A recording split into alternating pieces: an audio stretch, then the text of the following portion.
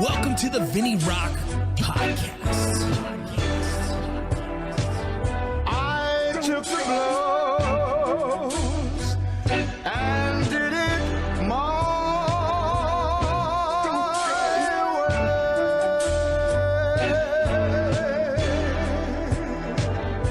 way. It's time. The VinnyRoc podcast.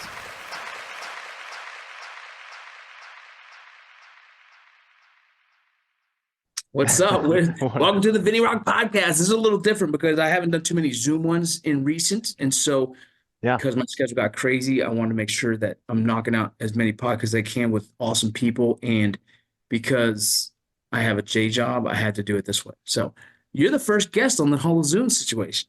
Oh, that I am honored to be as such. That's awesome, man. I'm on Zoom calls all day. There you go. Well, this works. Yeah. So the difference between this is that I actually tried to do a Zoom call with another guy, and I had this crazy fancy setup with like my Go XLR, like all my streaming stuff. And I guess I pushed the button for like the voice changer, and the whole podcast, which is fucking brilliant. It was like emotional, it's money. It's like, man, and I was like, so I had to call him and let him know I fucked it up. Oh man, this is the robot voice or whatever. There's so many. I still don't understand all the things you can do with this Zoom, but I see people do like crazy backgrounds, all that stuff, and crazy voices. Yeah. But I keep it basic, man. Yeah, well, you have all the guitars. You play guitar? That's a green screen. No, I'm just kidding. No, yeah, no, no. A long time ago during COVID, a mentor of mine was like, "Put something behind you that tells a story without you saying anything." I'm like, "Oh, I'll put some guitars." My wife hates it. But I keep my office door closed, and she's like, that's not the feng shui of the house. And I'm like, all right, this is my room. You don't come into my office. This is my area, right? And my wife hates my office, bro. She goes, it's a mess. Yeah, but it's an organized mess. It's my I know where everything is. What do you like? Yeah. She asked me for a paper clip. You're like, it's on the floor in the corner on the left side of the room. I did that the other day. I said, go into that one drawer, yeah. So real quick, I got a couple sponsors. This is my trineural spine. I like to take this one now. This is one supposed to help with a lot of back issues. And then you got trineural. This is brain medicine, brain health. Dude, this right here is for it's better than the other brand everyone talks about. I won't even give it the energy. Yeah. This isn't just an nootropic. This actually helps with healing the brain. That's being tested currently for people with TBIs. Made by a brain surgeon himself. So before we get started, let me take that. Non-official sponsor. They're not a sponsor. Not yet. Let's hit they're competing with a couple other friends of mine that I'm trying to get on board. Oh yeah. I got a couple, things, but those of you probably don't recognize my guest at all because he's just your average dude out there doing his thing. And I'll tell you, he sent me a video the other day, and I watch everything people send me. Unless it's a link, I don't touch them because I'm always scared they're going to steal all my information. But you shared me a video that you uploaded, and the video itself showed a man getting out of bed, looking out, and seeing his family enjoying the same dad, but a different version of that dad cooking breakfast for them. And it was a video that kind of represented sobriety. Or two different ideas of you can be this type of dad who wakes up with a hangover, essentially, who wakes up struggling from the night before, the decisions he made before, to the other dad who wakes up early enough to be able to cook his kids dinner to really enjoy the time. And fuck, bro, that video had me like, shit, what a fucking video. What an impactful video. I went and looked at some of your other stuff, and I was like, dude, he hasn't been doing this very long. And that one video stuck out so much that I had to reach out to you, and I wanted to talk. Oh, thank you so much for that, man. It was honestly, that video was a form of therapy for me.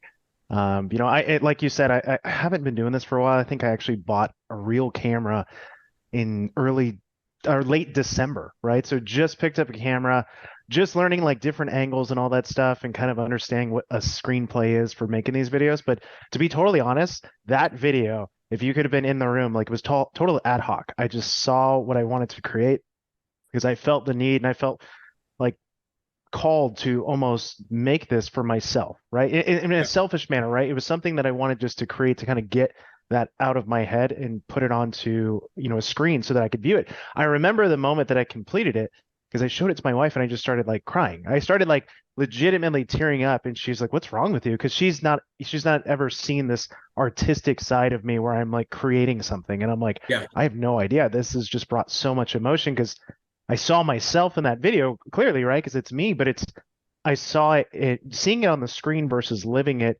You're living it again almost, and it was so impactful for me. So I was like, I have to share this. I am so incredibly excited to give this to the world and give this to whoever's willing to watch it, right? And the response that I've gotten from that one video has just been incredible, right? I would say right now I have about a dozen individuals who reach out to me on a weekly basis from a sober perspective. Two of them are not even sober. They're not even struggling with addictions, but they're mostly struggling with mental health issues.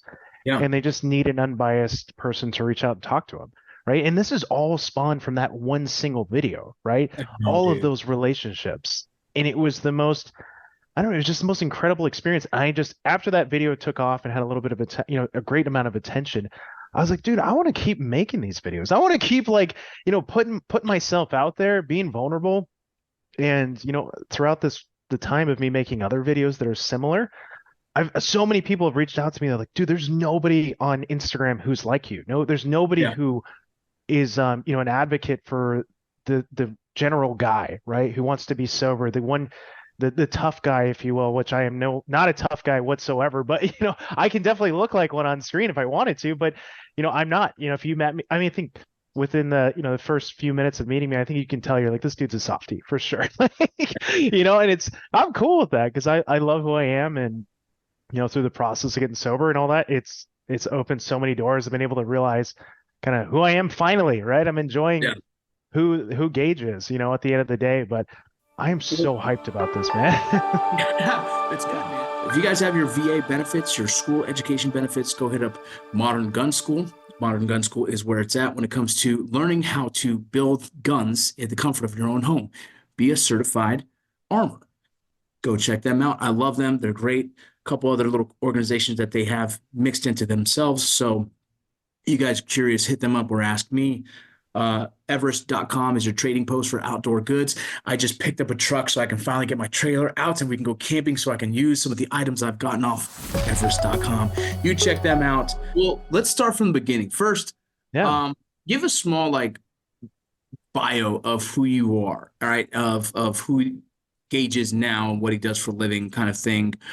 But I want to eventually, in the next portion, I want to talk about your childhood. So Yeah. please give the audience who you are. Yeah. So today, who I am is I'm first and foremost a husband to my wife. We've been together for about 12 years. I hope that that's correct and she doesn't kill me for this later. But yeah, I'm gonna go with 12. It sounds good. Married for 5. I have 2 beautiful daughters, 2 and 4, Ava and JC, who are my absolute world. They are everything to me, and they kind of make me who I am today, and the driving factor around a lot of the decisions I make in life. I currently am in sales. I work for a Fortune 500 company. So I'm pretty much always on Zoom calls all day. And I am the other piece about like kind of who I am as an individual is obviously now this extension of myself through Instagram, right? Through the page that I've created, which is called Above the Rye. And just kind of a high level overview. That's really who I am, today. And some of the focus that I have on my life now is, my career is great. It's awesome. I've been able to build this career up until this point, but really it doesn't matter. It pales in comparison to what is most important to me, which is my girls, my wife, my family. And now I've added this above the rye portion of it because I know it's great for everyone to be able to just see a little bit inside of me, but it's also a way for me to cope with a lot of the issues, like much like you talked about, like your childhood. I'm like, this is my therapy. This is how it's open therapy, really. Yeah. But that's who I am, man. I love it. I love it. And a lot of creators come from a place of expression. It's art, it's painting, it's poetry, it's it's theater all in one kind of muse, right? And being able to learn how to use that camera in that sense is like, bro, I'm jealous that you're so good at it. You just learned because I can't even do what you've done. And I've been doing this for a long time. I've always been the guy in front of the camera, and I'm now learning how to be behind the camera and work a camera. it's just another part of trying to perfect my craft. But watching what you do, I was like, man, he's really good at creating this emotional story.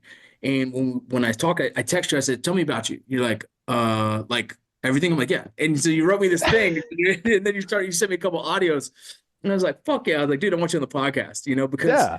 the VinnyRoc podcast is kind of taking a lot of different turns. Not so much of just I just like enjoy having a podcast and being able to talk to like the people that want to listen. But in recent years, as I've evolved as a man, I've kind of turned into the space of wellness and trying to help men figure out their lives.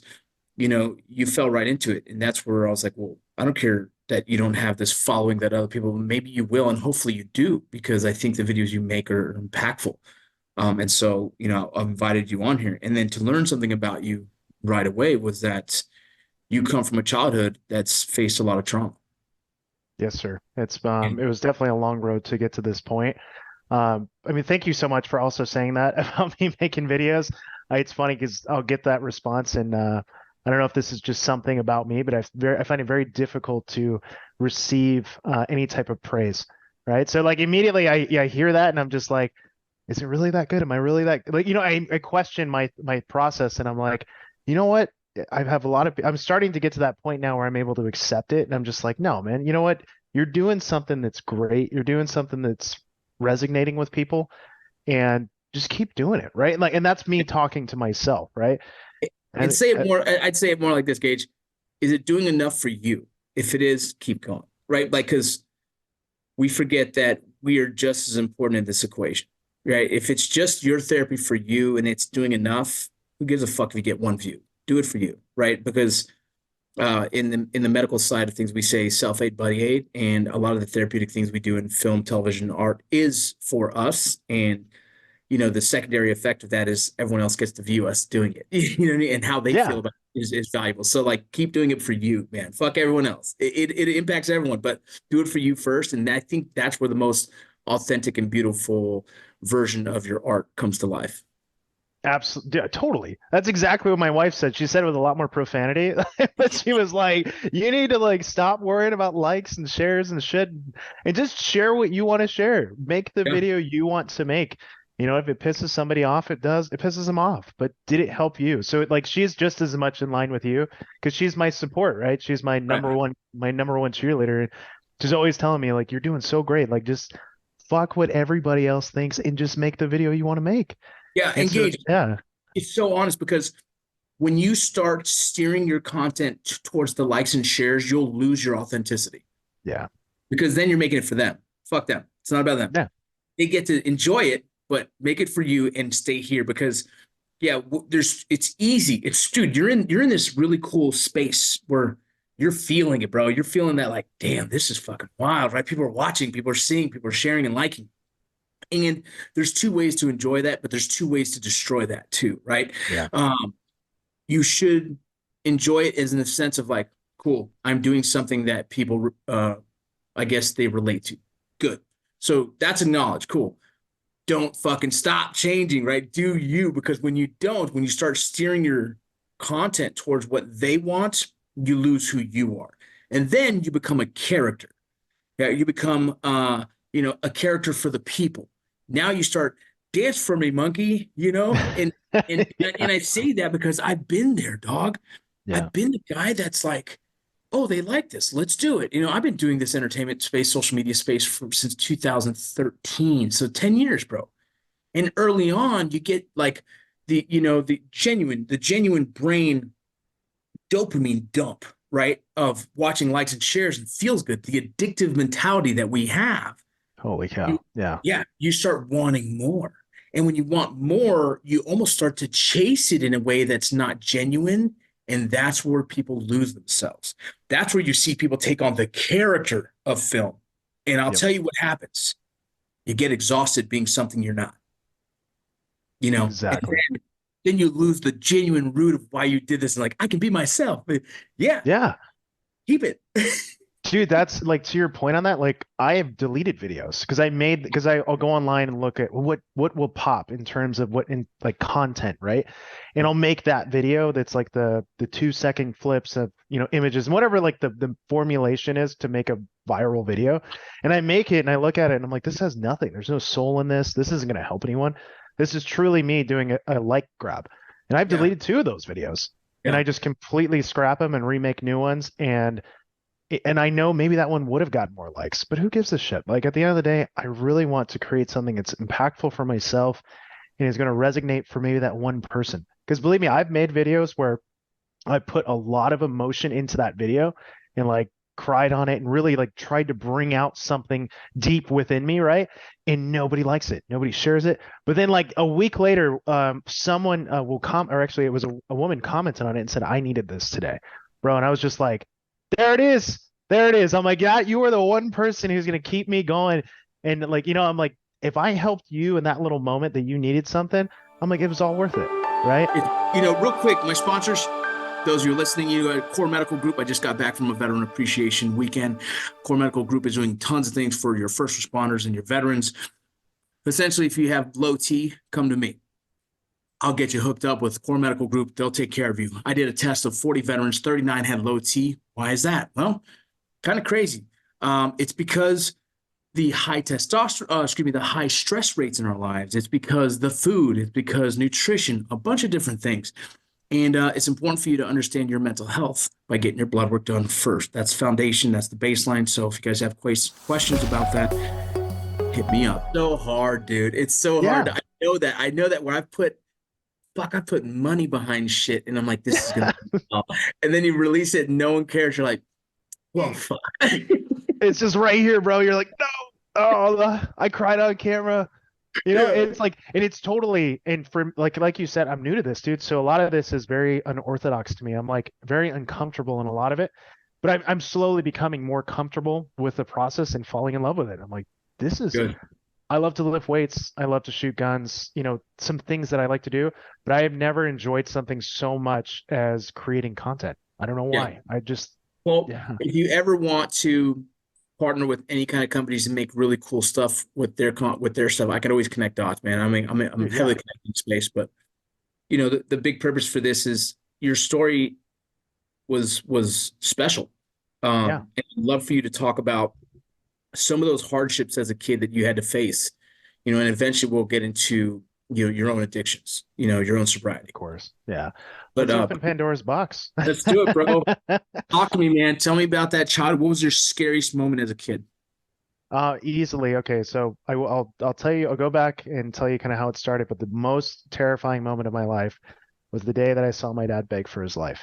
And, so just high level, kind of both my parents were addicts. We grew up mostly homeless. My mother was kind of intermittently coming and visiting me and my dad. And my brother and sister lived with us as well, just a little bit, but they were off and on, right? So from birth all the way up until about 11, my brother and sister kind of just, left essentially. They did their own thing. We lived in really shitty neighborhoods. We lived in really rough areas. And my dad was an alcoholic. So we were most of the time just homeless, bro. We were homeless. We were living in churches. We were essentially living where anyone would take us, mostly shitty motels. We would pretend like we could pay for it. My dad would just find a way into the place, and we get kicked out in like 2 days.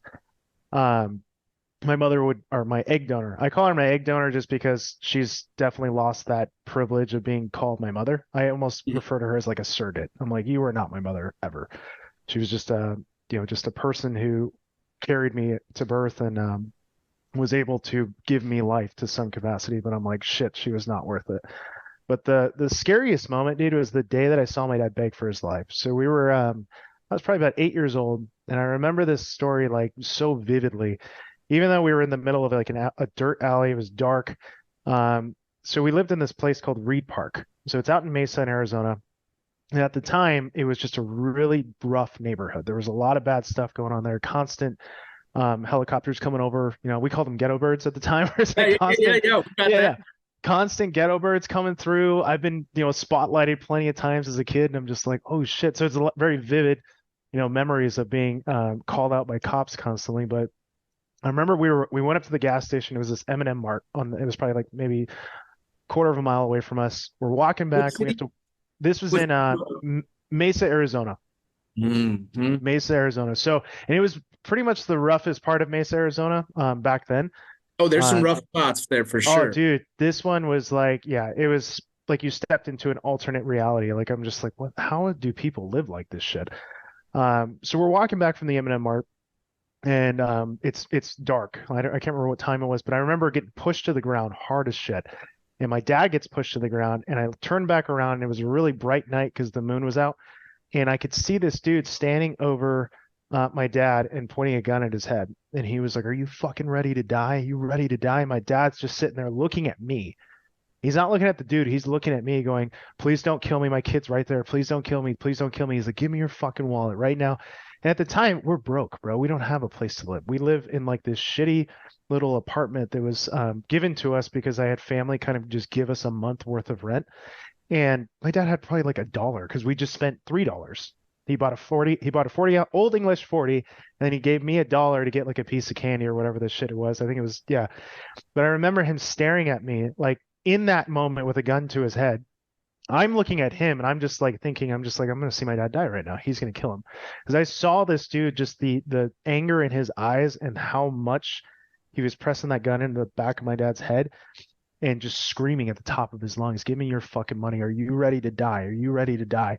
And my dad pulls out it, somehow, like in this moment, it took probably, it felt like an hour, bro.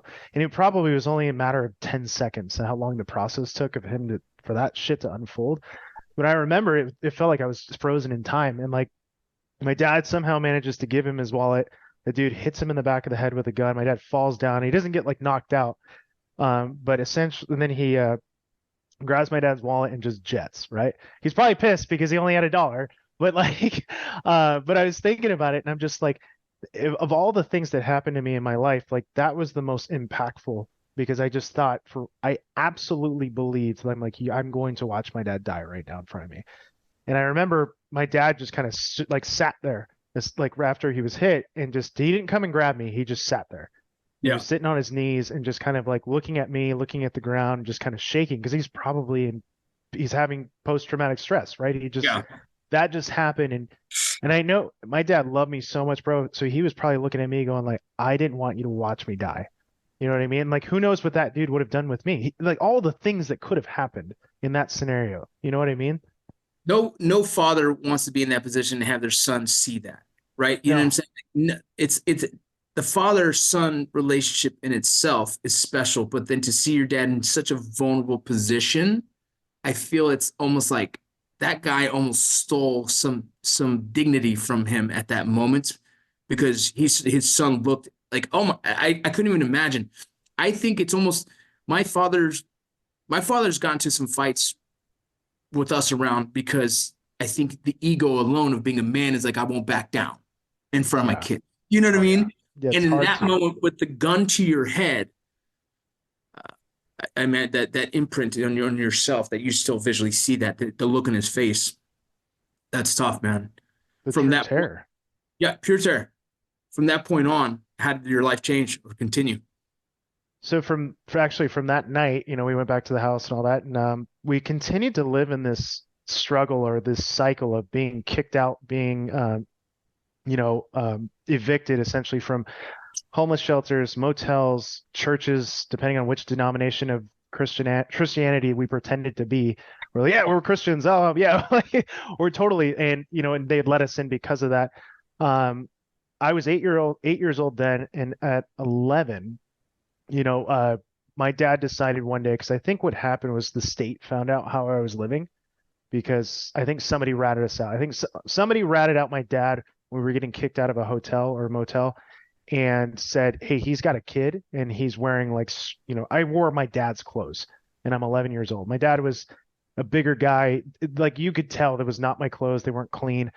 And so I'm sure they called him out and was like, "Hey, I think this kid's homeless." And so what happened was my dad found a way to get us to Child Crisis Arizona, which is basically putting CPS, putting your kids in the system, right?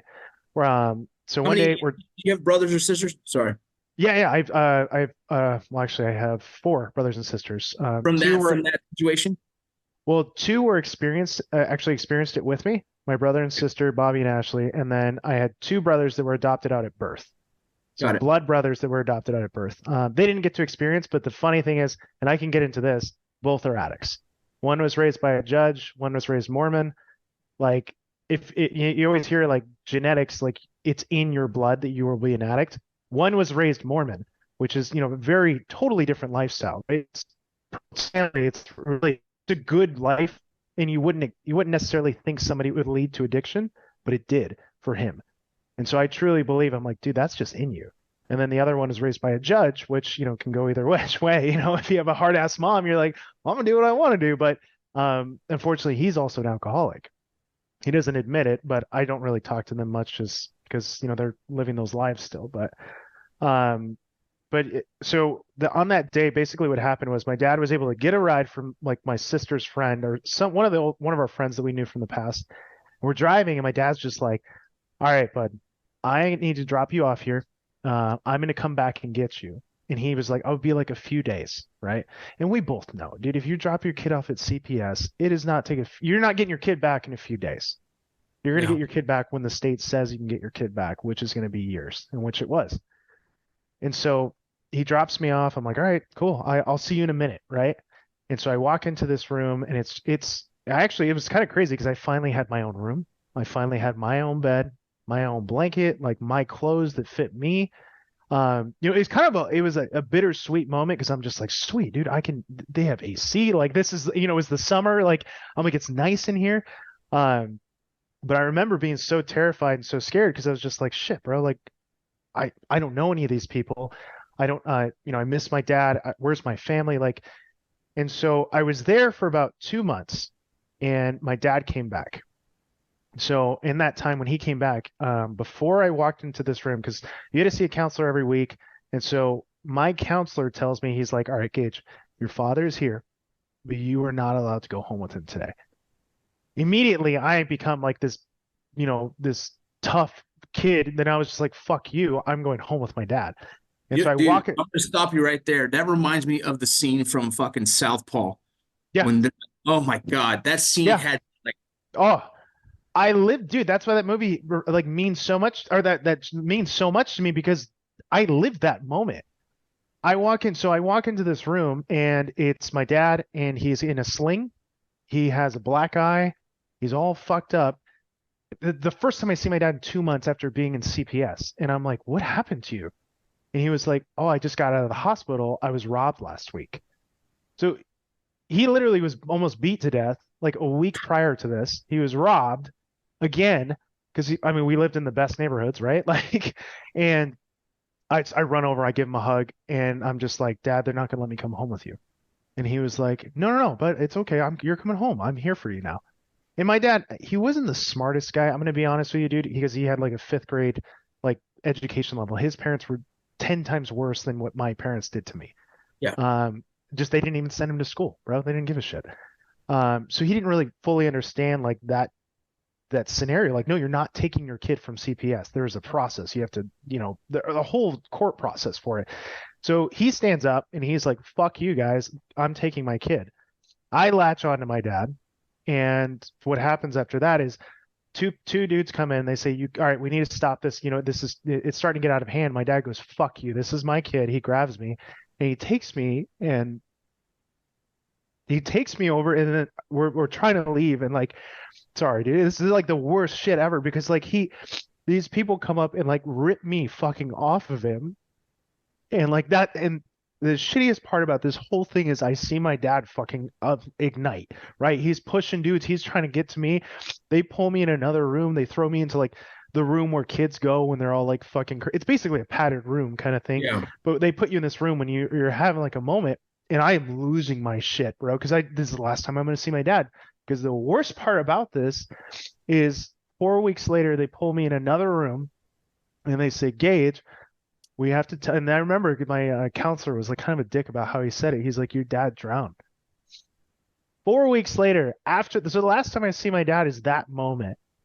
Last time I saw him was that moment. And I'm like, like my world is fucking still like in shambles because 4 weeks goes by, but I'm still like vividly seeing my father being pulled away from me, physically pulled away from me. And I'm like, And then the next time I talk about him in a room was with like I walk into this room, my whole family's in there now, right? Like my extended family who will come in and out every now and again. And literally the dude just drops the bomb just without even like warming up. He goes, Gage, your dad drowned. Not even your dad passed. Not Yeah, even like he said your dad. the heartless delivery, just fucking. It was gut wrenching. And I'm like, and I just think about that moment because I'm like, dude, that was the last time I saw my dad was being pulled Throughout away from me. throughout all the hard shit you're seeing as a kid, your dad was still that beacon of hope, that man that was felt like love to you still, and you explained the connection with your mother and how there wasn't really a maternal feel between you and her, but your father, that relationship was special. He was my hope. He was dude, he was my world. And I still struggled. Like I'm a 33-year-old man. I still struggle to this day because I tell my wife, I'm like, how shitty is it that when I need to do something around the house, it's just like Hang picture. hang some shit, dude. I gotta Google it. Yeah. I gotta like figure like I was never taught like man shit. Like I never was like walked through that stuff. Like I don't have the dad to call to be like, hey dad, I'm trying to refinance my house. What do I do? What's a good rate? You know what I mean? Like the normal, hey dad, I want to like, buy a new car and I want to what should I do? What's the process? Yeah, what's a good truck to buy, Dad? Tell me Yeah, about fucking diesel. Tell me about, no, you know, dude, yeah. And that's the thing is like I almost like I Google pretty much everything. So I YouTube, oh, what's the best truck? Like, but I mean it comes back down to it where it's like I just don't have that father figure in my life where I just felt like he was my rock. yeah. My like I always like people talk about like your love languages and all that shit.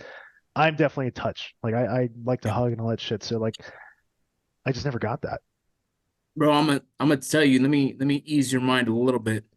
I have a father who was there and he was a fucking great dude, but I wasn't there to learn and listen. So I don't know how to hang shit. I learned in the past 7 years how to be a fucking man in a house because my father was so good at it. I never even cared to learn. You know what I Yes. mean? So like my father was not a man of mentorship. He was a man of action. So I didn't have a dad to say, "Hey son, here's the birds and the bees." More so work your ass off and to have manners. And so I think you might be a little hard on yourself in the fact that even if your dad was there, you would miss a lot of things because we're just busy people, busy minded. And your dad was the best he could be. And that's beautiful, He you know, was, and dude, he was. it's the I was best thing. just You had him as long as you did, and it's unfortunate. That shit has me emotional still, dude. I'm trying not to just cry this whole fucking podcast, but very special that you had him as long as you did, and how hard he worked to try and give you the most of what he could, and that's beautiful. You know what I mean? Uh, absolutely. Jesus, bro. Hey, you know what? It's part of my story, bro, and it's the driving factor behind a lot of the things that make me better, right? Yeah, yeah. And so And from there, how does a kid who um goes through that? How do you cope with it as a teenager, as a young adult? a lot of depression, a lot of alcohol. Um, honestly, so I have to give a lot of praise to my aunt, who is my true mother. This is, and from an overall family perspective, she is my birth mother's sister. My aunt stepped up from when I went in the crisis center. The moment I entered the crisis center, she immediately applied to take custody of me. So she went through the process. It takes a long time to do, which you want, right? You want the process you want to vet the parents and all that. But she took me, and I owe a lot of my sanity. I owe a lot of my who I am and like how I was able to cope with a lot of that shit to her because she stepped up and was like, "You need a mom, you need a parent, and I love you with beyond all reason." And so she took me into her life, and she took me into her world where I lived with. Um, my other true brother and sister, my cousins technically, right? But they are without a doubt my brother and sister. And then my father also, who unfortunately, and this kind of makes it more shitty, is that they actually, so my aunt and uncle took me in, but they got divorced later down the road. And my uncle, who is my father, I call him dad every day of the week.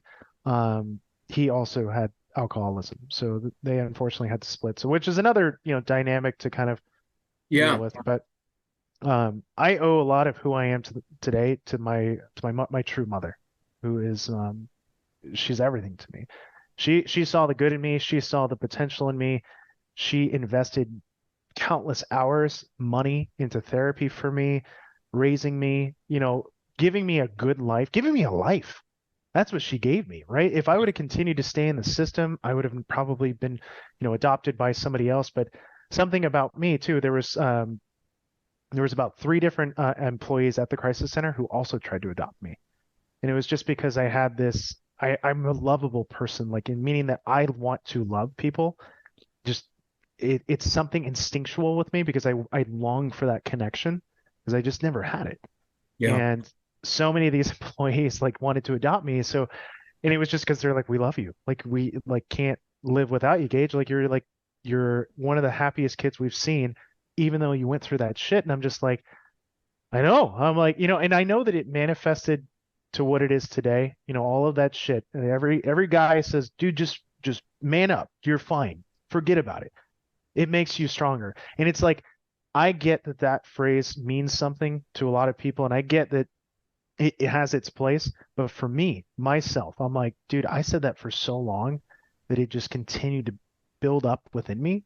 And then it manifested itself in the way of alcohol. It manifested it in the way of its addiction to, attention, addicted to relationships, addicted to anything that would give me attention in the negative aspect, right? I went after that.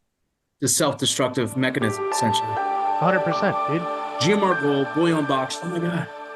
I had a new box come in the other day. I haven't opened it yet, so I'm excited. But it's subscription-based metals, gold, silver, platinum, all kinds of goodies in there for the kids. I love subscribing to it for 2 reasons. 1, we're putting some tangible items in the hands of ourselves. And 2, kids have fun opening it. So it's a cool little program. You guys go check them out. I got First Form coming on board, not so much as a sponsor, but as a friend that I said I'm going to dedicate to them. They're going to dedicate to me. We're going to make some shit happen. And Big Poppy was going to try and lose some fucking weight finally. God damn it. Love it. That's my mental health. And then the last one is Mint 45. I have a bottle over there. It is Kratom. Some people use it to help with addiction. You ever heard of it? I have not, no, but I'm very interested. Well, I'd say go look into it. I'll send you a couple, though. I will send you a couple so you can check it out. But don't take it before you've talked to a medical professional, as well as done your research. Kratom is a plant-based medicine that helps in the, it attracts to the opiate receptors in our body. A lot of people who've had struggles with addiction of opiates has been able to beat it using Kratom. Now, I've heard that Kratom itself can be for someone who has addictive personality as well. And so there's a lot we're trying to understand better. I do know as a place of the VinnyRoc podcast and trying to help people find answers, it is another answer for those who struggle. So I welcome them as a sponsor, but 2, I'm going to be having the CEO join us and really get us a deep dive into understanding it. And so he's a busy man, so eventually we'll get it scheduled. But yeah, I'll send you some stuff from them and, look into it. If you decide to try it, let me know. Yeah, no, I'm always open to those type of products just because I've taken a lot of them. So definitely tried a bunch. And it's wild because people who meet me, they're like, I had no idea you were struggling with shit. I had no idea. You seem like the happiest kid. And I'm like, I am the happiest person because I know what it's like to be the saddest person in that room. And I don't want any of you guys to feel like that. Yeah. I was in high school. I was the kid who I was the nicest person to the one kid that nobody was nice to. Yeah. You know what I mean? And it's funny because I didn't roll with the popular group. I didn't give a shit about I was emo in high school, bro. I had like the hair, I had the girl pants, like I was truly emo. And I played football. Like I just did what I wanted to do because it made me happy. And people would call me the emo football player, but I was a linebacker and I'd light your ass up, bro. There was a lot of pain in there, bro. You were Bobby Boucher. Exactly, man. Yeah. I beat up the water, but no. Um, I just so what helped me become who I am today was that I just have this nature of wanting to care for others. Mhm. This it is a part of who I am, 100%. And I think everyone who meets me, and I'm not trying to toot my own horn. I'm not trying to, you know, portray whatever image. I'm like, this is just what people tell me, and I still to this day struggle with accepting this. Is that I am a loving person. I'm somebody who cares about others, and I always want the best for others. And I think that that shows in every aspect of my life. When did you And decide that you needed to go sober? oh shit. Okay. So for my job, I travel a lot. And so I'm in sales, but a lot of times what I do is I go to bars all across the country. So I go to the coolest cities you can imagine, Boston, New York. I go to, Seattle, Chicago, you name it. I'm there. And I'm at the coolest bar at whatever rooftop, and I'm paying the tab for reps so that they would buy and sell my stuff. I know exactly how it goes. Yeah. Yep, that's what I did.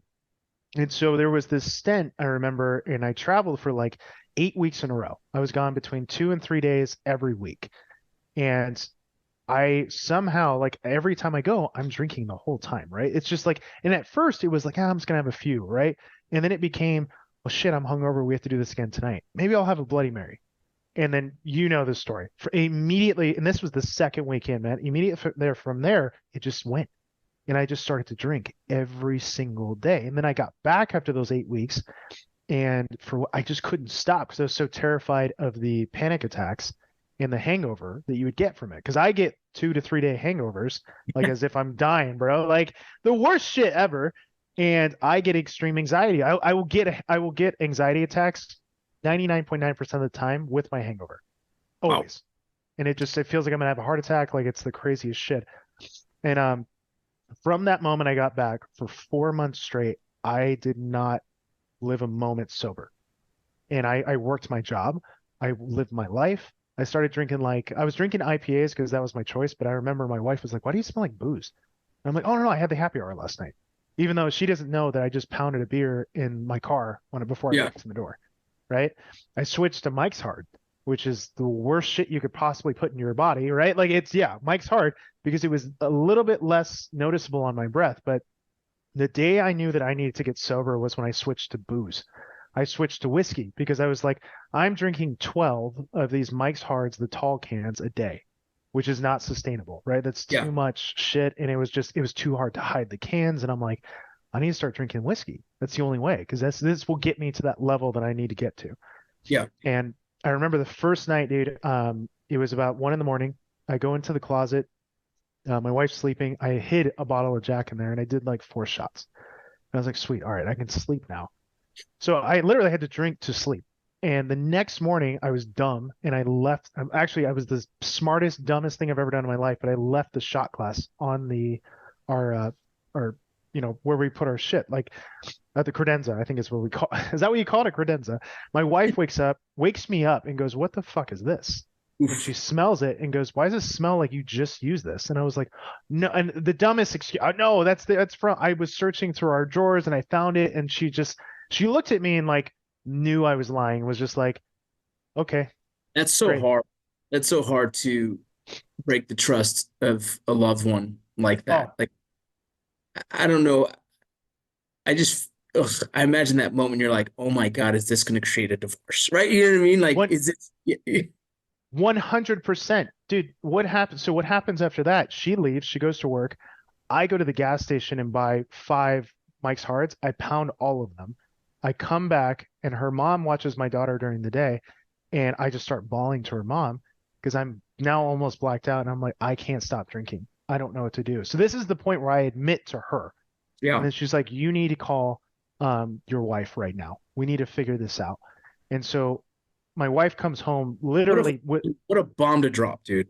dude. Oh, it's because I just knew, and I was so terrified of being sober during this process. That's why I went and pounded a bunch of booze before I did Yep. this, because it would numb me a little more, so the emotion wouldn't be so high. And then my wife comes home, and she tells me, she walks in the room bawling immediately. My wife was, because rightfully so. You just find out this bomb that your husband is a avid alcoholic, and I just pour it all out. I tell her everything that I've done. I tell her all of the, like, how much I'm hiding from her. Anything, dude, anything from like, I ate your leftovers last week. Like, I just, like, you know what I mean? Like, I was like, all of it, like everything that I could possibly give to you, I am giving to you in this moment because I want to start new. I want to be the dad I'm supposed to be and the husband I'm supposed to be. And we were mauling together. And from that point, we call like the hospital because we are like, what do we do? Because I started, Yeah. because after this, a couple hours goes by and I start to get shakes. And they're like, he needs to go to the hospital or a detox because one of the things about alcohol is, which is the craziest shit ever, it's one of the few things that can actually kill you. It'll actually during kill you. detox. If you stop cold turkey, it could actually kill you. So Exactly. Yeah. So I went to the medical detox side of me knows that stuff, and I'm like, oh shit, right? dude, yeah. And that's the thing. It's like, so I go to detox and I'm in detox for about a week.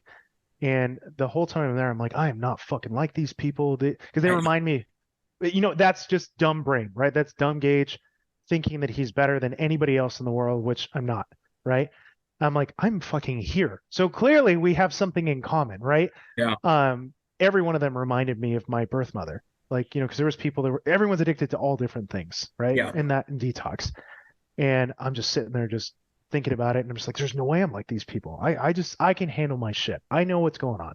Yeah. So I leave detox and then I'm in IOP for about 6 weeks after that. And then from IOP, which is intensive outpatient, from there, basically, I was able to sustain this level of, sobriety for a little while, but unfortunately, I had a relapse last year. Let me ask you a question. Yeah. Before we continue, how did you pay for that? Was it insurance? It was about $1,000. So I paid out of pocket. Just curious. Some people can't afford that. I'm curious if insurances will cover. I have a connection to those of you listening. I have a connection to several clinics, several inpatients. And so if there's anyone listening who is looking for an answer, please contact me and I'll try and connect dots for some of these places who will take you in and help you detox as well. But just curious. Yeah. Yeah. And the cool, to your point too, the cool thing about it, it was a payment plan. So it was $1,000, but you pay over, which is still a lot of money, but you pay over however long you need. Yeah, but the addiction of buying alcohol was probably more expensive than that. Hey, absolutely, dude. Oh, that's the beauty of being sober. I'm like, how do I have all this fucking money? Like, wait a minute. Before we get into your relapse, and I'm sorry to hear that. There was a moment where me and my wife, we just started dating. She was still living in San Antonio. We're just kind of organizing how we were going to move down to El Paso. And she's learning about what I do for a living, which is very odd at the time. I was just really early on in my public social media kind of world. And they were doing a live questions and answers for me. I was like, oh, cool. And I told her, here's a link if you want to watch, Inadvertently at the same time, some dude gave me a bottle of scotch. And so I went from beer drinking guy, more of Mexican beers, Tecate was my favorite, to, different things like that. And eventually going to the whiskey because it just gets you drunk faster. And then I started growing a palate for scotch, right? And when people were buying me bottles of scotch, I'd take them home and I'd sip on them. And, so then my wife got to watch firsthand. I downed a full bottle of scotch in 1 hour sitting. And I didn't think anything of it, dude. What happened was the whole talk and conversation, I'm just boo, boo, boo, boo, boo. I'm having my kids get me more ice. Like, hey, kids, get me more ice. Boo. One of those weird kind of like, I didn't think anything of it. It was just very common practice.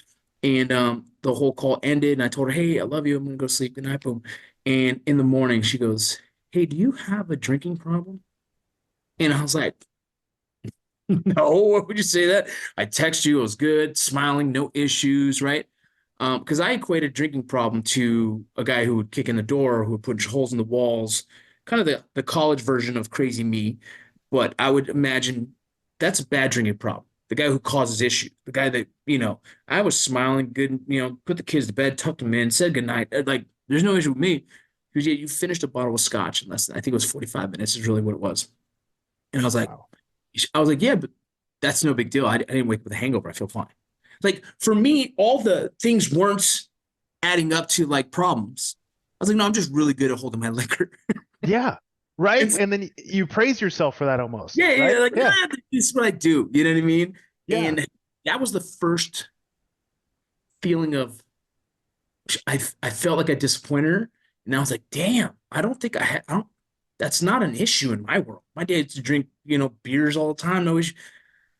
And so that was probably the first indicator, like maybe my threshold for alcohol has gotten to a point where, to the average person, this is a fucking, yeah, And I finally was kind of like, because of her questioning it, made me like, well, I want to make her happy. This is going to be my future wife, and I want to make sure, like, what am I doing wrong? And that probably was the first question. Eventually, I went to becoming completely sober, and that was just like the first.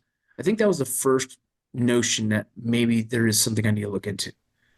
So I remember just thinking it was all normal until someone else that I loved and their opinion mattered said yeah. something, Oh, and that's the thing. That's the world we live in, bro. Like we live in a world where it's acceptable for us to be able to pound a whole bottle of, of scotch, and your buddies are like, "Fuck yeah, that's awesome, dude. I wish I could do that." And you're like, "I can do it, and I'm totally fine." And then it takes somebody you love to point it out. It's the Yeah. wildest thing, and it's advertised in everything that you do. You can't even buy toilet paper without looking at booze 36 times, right? Yeah. Or seeing somebody actually physically drinking. Um, and I share that same story with you in terms of people pointing shit out to me, like, do you think you have a fucking problem? Like in terms of drinking, because throughout my whole life, I was the blackout friend. Yeah. Every weekend, they were like, "Is Gage coming? Shit. Okay, who's gonna watch him?" Like it Yeah. was just, yeah, I have you're- friends like that. I was never that guy. I was yeah, never that guy. So I didn't think it was me. I looked in the room yeah, like, oh, Mr. Unpredictable. I know who he is. I had a buddy named yeah, Alvarado in the military. He was Mr. Unpredictable. Like if yeah, he was showing up, I'm like, fuck, are we gonna get arrested tonight? Because I know what he does. You know what I yeah, mean? yeah. And that guy made me feel like I'm not the guy. Right. You're like, no, no, look at him. No, Right. And that's it's the like, guy. He's yeah, got a problem. I'm good. yeah. He drinks 3 beers and that happens, but you drink a whole bottle of scotch and you're like, I'm fucking fine. I can have Yeah. another one. We're good. No, it's dude, and that's the thing. It's just I think most people, and I like to speak for myself, but it's Yeah. you got to recognize, like, if what you can drink in a normal setting, you sitting at the bar and you are dedicating this time to drinking with buddies, if what you can consume would kill the average person, that's when you start to have to think, like, if you think there is a way for you to brag about this and you're like, I have 13 beers and I feel totally fine, that is a problem. That is not Yeah. a normal. Yeah. We used to have the podcast Drinking Bros podcast was originally started with me and my couple of my friends. It still Yeah. exists, and one Yeah. of the hosts continued carrying on the company. Yeah. But Matt Best and Jared Taylor, the owners of Black Rifle Coffee. The So coolest dudes in the world. Are you guys talking about? yeah, I those are watch their those. shit all the time. Yeah, so those were we originally had the Drinking Bros podcast, and there was one Yeah. of the podcasts where we brought a breathalyzer with us, Oh God. and Matt Best, who I was in second range of town with, I know him very well, I got one intimately. right here. Just so you know. Yeah. Yeah, Breathalyzer. I intimately know Matt, and Matt was at one point a serious drinker. He'll tell you. I mean, a serious drinker. And I didn't know how much he was drinking because we didn't live in the same house. We lived down the street from each other. And that night we did the podcast, and he blew into it. And the number, I can't remember the number. We were all laughing like that's not right. And he did it again, and we were like, and I looked at him, I'm like, Matt, like this is someone I love. I love Matt Best because I've gone to war with the motherfucker, right? If he called me today, I got his back. That's how, Yeah. like, that's love of a brother. You know what I mean? And so when I saw the number of him blowing, I was like, bro, you know what I mean? And that was probably the first time we addressed, like, maybe you should kind of watch what you drink, dude. Like maybe because like out of all of us, the dude who has all the pressure on him at the time, Yeah. everyone's waiting on what Matt Best's next video, right? Everyone's Yeah. waiting on what Matt Best has to say next. And when I know him, like he's smiling, and I know when he's probably anxiety because the rooms or whatever the case. I know him pretty well, but I didn't know how much he was drinking when I wasn't in the room. I knew when we sat down, we started chugging. This dude had a alcohol level that was like it would kill a motherfucker. But for him, he's like, I'm not even buzzed yet, And we were like, that was the first indicator of like, oh, bro, what are we doing? We have a podcast called Drinking Bros, and we're sitting here getting trashed, for an hour. But then I didn't think like, how much was he drinking before this even started? And that's where I think I think for him too was like, whoa, where am I at right now? And Right. so that was an indicator for us at that point that like, man, we should probably just check what we're doing. I don't believe he drinks like he used to. I'm almost positive to say that he's in a better position. But I just remember that moment, and it stuck out to me. It still does. That like, man, crazy that we didn't even acknowledge how much we were drinking. But it was just a kind of a crazy thing. But um, tell me, tell me about your relapse.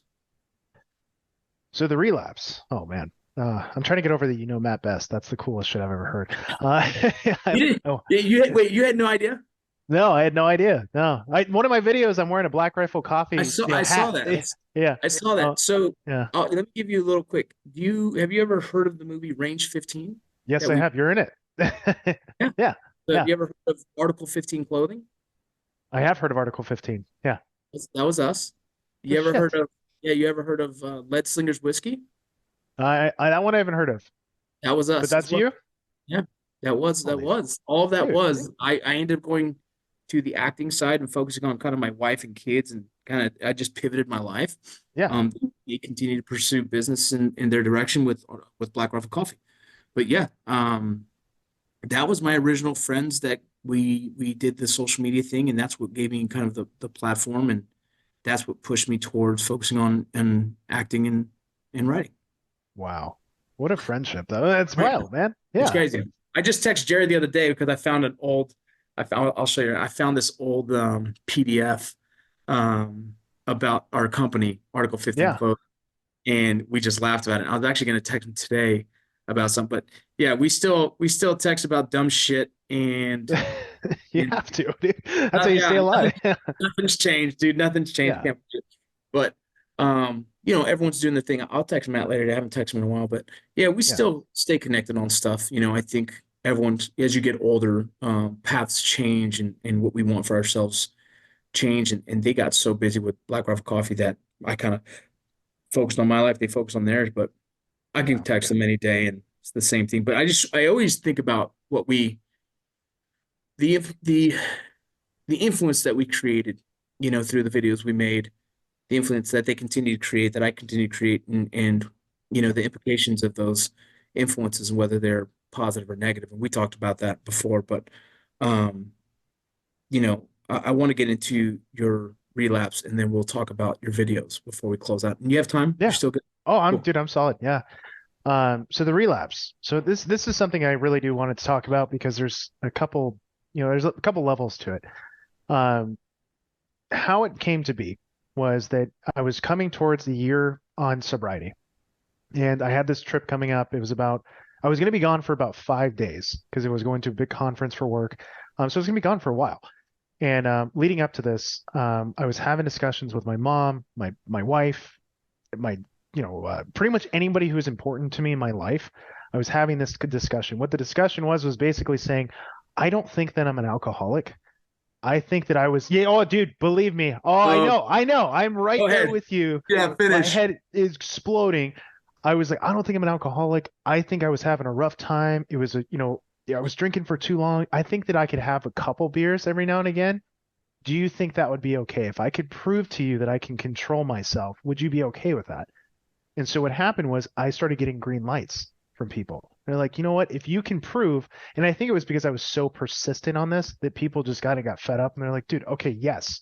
If you can prove, which I don't think you can, I wouldn't have a problem with you drinking as long as it was one beer, which to me is like I don't know how people do one beer and just be like, oh, that was a great beer that It's paired like, well with yeah, the, it's like buying a taco and saying, take one bite. I'm like, bitch. yeah. No, I need 6 beers today, right now, to be able to pair with this burger because then it'll taste good. No, so I get the green light from everybody. And I'm heading into this trip, and I'm like, the last green light that I wanted was my wife. And I was persistent with her. Like, you need to say yes 100% for me to be okay with myself. And I know she had like said yes, but the way she said yes was she was not saying yes to me. She was saying, please stop talking about this. We'll talk about it in the future when you can prove to yourself and me that we can do this. My dumb brain was like, green light, cool. I'll see you next week, right? So I go to this trip. I before I check in, I go to the bar and I sit down. And I'm like, dude, I'm almost a year sober. I went through You're giving me the fucking chills, dude. oh, dude, I went through all this shit. I sit down, I stare at that bartender, probably way too long and probably made him feel uncomfortable. But I was sitting there for a solid like 5, 10 minutes, bro. And he's like, do you need anything? And I'm like, I'm still thinking about it. I'm still thinking about it. Hold on one second. And I fought with myself and I'm like, I need to tell him to not serve me. I need to tell him, if you see me come up to this bar, do not serve me because I'm an alcoholic. Didn't win that battle. So I ordered the beer. From the moment that beer touched my lips, I was drinking nonstop. I pounded this one beer with probably 24 ounces of IPA, and the thing that happened to me, bro, that was the most wild shit. I couldn't get drunk. I couldn't get drunk to the point where I remembered that euphoric, don't give a shit attitude. The moment that touched my lips, I was like, fuck, I just failed everybody. I just failed myself. I'm a failure in this. And this is me talking very negative thoughts, right? Yeah. Because now I'm drunk. Now it's too late anyways. You already did it. Fuck it. Pandora's box. Might as well, right? So a long story short, that whole 5 days that I'm gone, I am fucked up the whole time. I am drinking nonstop. I definitely, like, my boss even noticed, was like, hey, are you okay? Are you sick? Or like, you seem off. And I'm like, no, I'm just super hungover from last night. He doesn't know that I just pounded 3 beers before I walked into this meeting that we're supposed to have with this customer. And how you can tell when somebody's drunk, bro? Everyone knew I was drunk. Everybody. In spite of the grace of God, I was not fired. But I remember my wife, she lost contact with me because I passed out. So I pass out. I mean, luckily, no, it wasn't as bad as you think. I pass out in my hotel so stressing room. me out, dude. Oh, dude, it was imagine being hungover and drunk. Yeah, when you don't give your wife that normal goodnight text because you're just too drunk, you're fucked. You know what I mean? You want to know the worst part? It was 12 o'clock in the afternoon. I had meetings I was supposed to be at. I left a meeting, went to the bar, pounded a couple beers, went back up to my room, bought some beers at the marketplace, and I'm like, I'm gonna go sit in the shower and fucking have shower beers. At noon on a Thursday when I'm supposed to be at a conference, I pass out on the bed. I wake up to 36 missed calls, text messages. I pick up the phone. I'm like, what's going on? What's going on? She's like, did you relapse? Did you relapse? And I'm coming out of being fucked up, and I'm just like, oh my God, bro, this dude, the most unreal. I still get like just sick to my stomach, but I'm telling her, I'm just like, no, I'm fine. I know. I fell asleep. I'm so tired. She's like, it's noon. She knows. And so within 5 minutes, I tell her, yes, I relapsed. She's like, I want you on a plane home right now. I want you on a plane. And I'm like, I can't, so long story short, I had to stay that night. And the next morning I flew out first flight. But I get home and I'm in tears, bro. Cause I'm just like, I'm also battling not You're having. mad at yourself. You're mad that you hurt her. Everyone. I'm distraught. I'm so completely gone because I fought so hard to have another airport beer. When I got to there, I was like, I can have one more and I'll feel a little bit better. It'll ease my nerves. But it didn't. The whole time that I drank. You had another one on your way fucking home, bro? No, I didn't have another one. That was the other thing. I stopped myself from having one because I'm like, she's going to know. You're already fucked. Why would you do this? And I was like, I'm not going to have another beer. But I fought it. It was the most difficult battle to not have another beer at the airport on the way home. I fought having a beer on the airplane. I fought having a beer when I got to the airport. And as soon as I knew that I was safe the moment I got into my car, because I'm like, all right, I have to go home. She has my location. She knows if I stop. Bro, I have Southwest drink tickets like you wouldn't even believe. And I hate looking at them. I'm just like, why are these on my fucking phone, bro? Yeah. I'm gonna tell you, man. I've done the same where I've sat there thinking like, maybe it's just a weird time in my life. I feel like I'm so healthy now. I've mentally fixed a lot of stuff. I've gone to counseling and this. Like maybe I feel like I can do this. You know what I'm saying? And I just won't. I just can't because I'm scared of opening Pandora's box. I'm not. My wife is like, what do you do? Right? But it's funny because even my mom and my dad are just like, and my dad, who's like the guy who was embarrassed, I think, into what it felt like. He was embarrassed that I had to go sober, that I chose to go sober because it was what we did. Yeah. I remember that we were at a we were at a family party, and he's like, "Vinny, grab beer." I'm like, "No, I'm good, Dad." And that was like almost like, how disrespectful can you be not drinking in my house with me, kind of thing. And that hit hard to the point where I was like, "Fuck." But then later, my dad goes, "Don't stop, Vinny. You're doing good. Like, don't stop." So getting him to Oh, agree to it, to now co-sign my sobriety, it was powerful for me. It felt like he sees how good this is for me, and he wants me to stay that route. Um, I get emotional because I really love my pops, man. He's a good dude, but to get the co-sign from him, you know, was probably the most important thing that could have happened in my sobriety, to have my dad say, "Vinny, don't stop." And I don't think he knows that, but it pushes me to stay the course. My wife is like super supportive, and I try and get her to like have a beer, Mama. Like, don't worry about it. I'm good. But I fear that I might have hurt. I didn't, but I feel like the guilt of hurting our relationship because she doesn't get to drink from time to time like she likes to, and she's like a one margarita woman kind of thing. But um, I have dreams of your. Sorry, man. you're good, brother. You're good, man. I have dreams of taking that one drink, and the disappointment I feel in that dream, I felt in your story, and it fucking terrifies me, dog. And like I said, there's people that are serious alcoholics, and I can't say that I'm that guy, but the fear of opening the Pandora's box, and in your story, uh, gave me so much anxiety just hearing you say it, and just the thought of what the disappointment would be on my wife's face, the disappointment in her voice, the disappointment of my kids, who for them to have a circle dad now is like they never thought it would be a thing. It's huge. I'm sorry about my dogs in the background. My wife just got home, You're but good. Hey, yeah, dog. one thing on that, bro. Don't ever forget, this a psychologist told me this. Like when we compare our stories to others, it doesn't make sense, right? So when you mention, you're like, well, I'm not like this level of alcoholic. It's like trauma is subjective, meaning that in the best way to describe this is like, and I was never military, but soldiers with PTSD, two guys going to the same firefight, one comes out totally different, the other one comes out the same. Yeah, We all have different thresholds to this stuff, bro. And obviously you're at your threshold with it, right? And then you, just like you told me, I'm like, you're in the beginning of this call, you're like, do this for you, bro. Because, from a video perspective, but I'll say to you, do this for you. You want this. You need this. And yeah, it's helping you, bro. And your dad, your pops, that makes me so happy that your dad is so supportive for you. That makes me so happy to hear like that you have such a great support system, because without them, what would have happened, right? yeah, What would have yeah, happened? absolutely, dude. Today I'm Love you four, for that. I love you for sharing that, brother. thank you, man. Thank you. Thank Thank you you. for that. Today I'm 4 years, 9 months, and 4 days sober.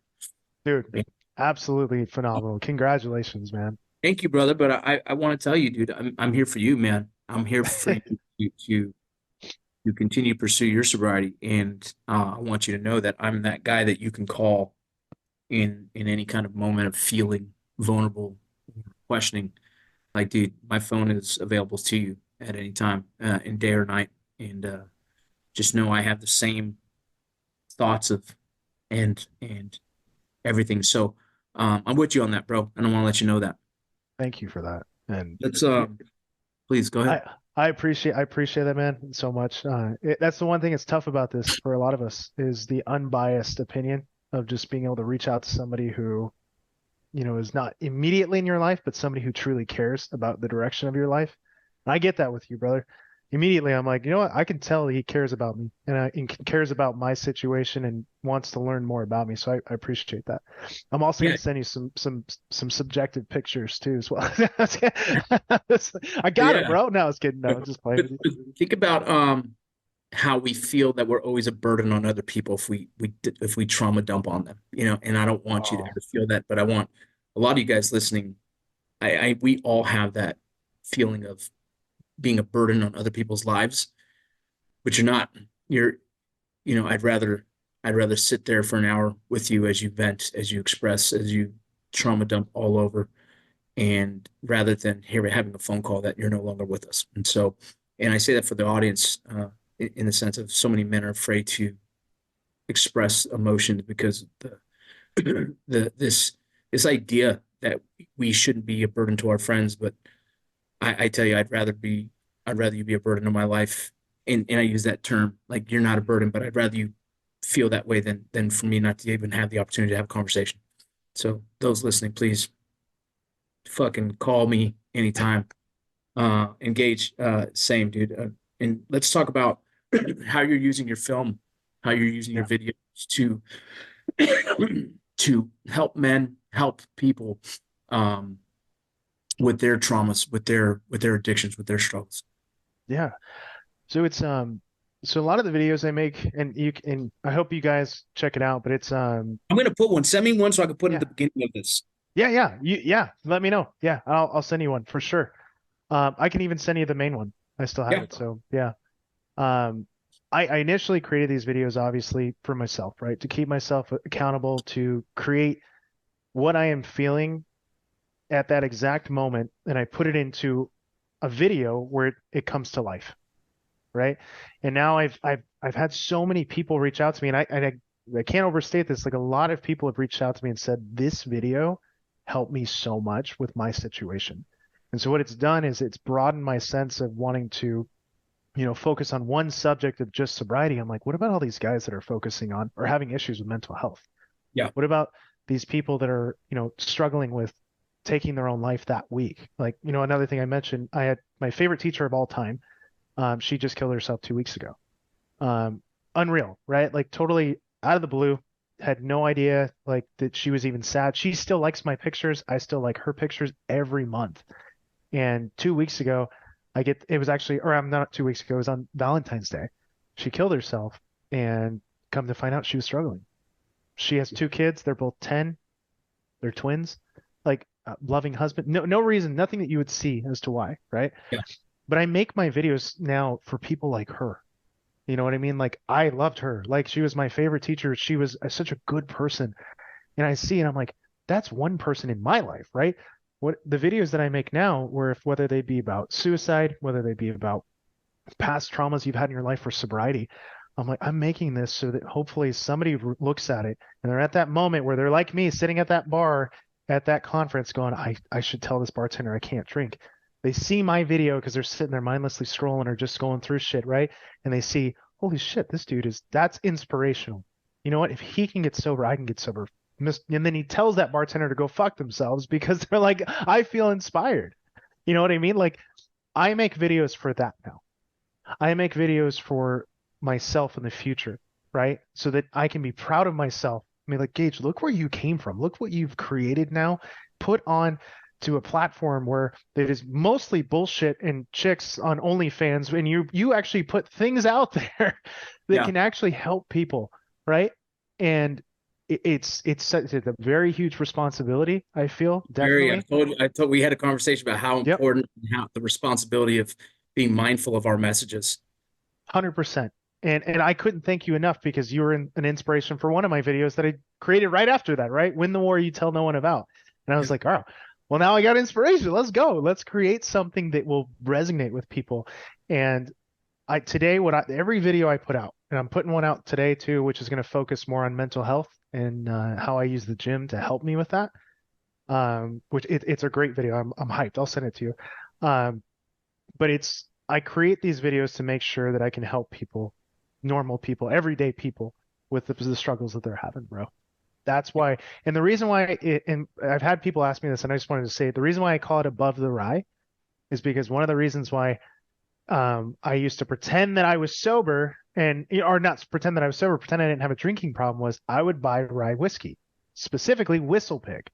And it was expensive. And I could kind of play it off with my wife like, no, I'm sipping this.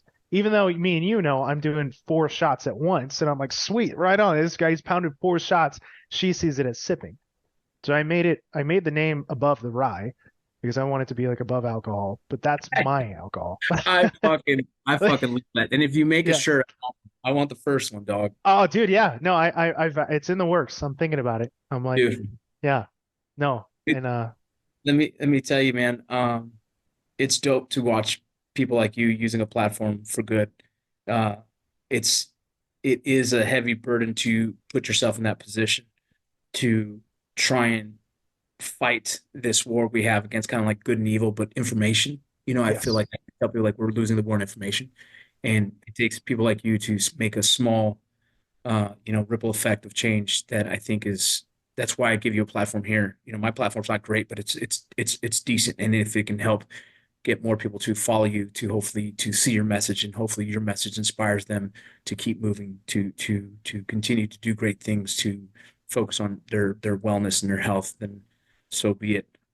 I appreciate it, dude. And I don't mean to cut you off, but I know I no, gotta go see mom for lunch. But yeah, I want to tell this to the listeners, you guys, and I'm going to invite you as well, Gage. yeah, Wednesday nights, we have men's calls. I have a men's call for men's wellness. You're more than welcome, Gage, to come tonight if you want to. I'll be hosting it. Obviously, it's my group. But those yeah. of you who are listening, if you guys are looking for a place, if you're looking for a kind of a sanctuary of men, if those of you men are looking for a place that you can join, and we can have fellowship on wellness, on sobriety, on how we can navigate our lives through the hardship. If you're looking for resources, that's the place you guys go check out. Light the Fuse. Light the Fuse has a Facebook group, but we also have an Instagram and we have a website. I'll get that, put it onto this podcast. But those of you, like I said, if you're just looking for a place that's all about positivity, it's pushing mental health and wellness. Join us on our Light the Fuse community, and I hope that it gives you some of the answers and resources that you're looking for. That's amazing. I love what you're doing with this community, bro. I Thank you, really bro. appreciate it. Thank you so much for having us, dude. Dude, this is powerful. Please send a video. We could put a video in the beginning and the end of this if you want. Whatever you want to send us, we'll put it on there. Yeah, I really appreciate it, and then we'll put your links and also in the whole bio of it. So seriously, thank you so much, brother. Thank you for this absolutely, opportunity, man. I'm hyped. dude. It was great, man, and we'll do more. All right, Yes, sir. All right, man. I'll talk to you soon. yeah, brother.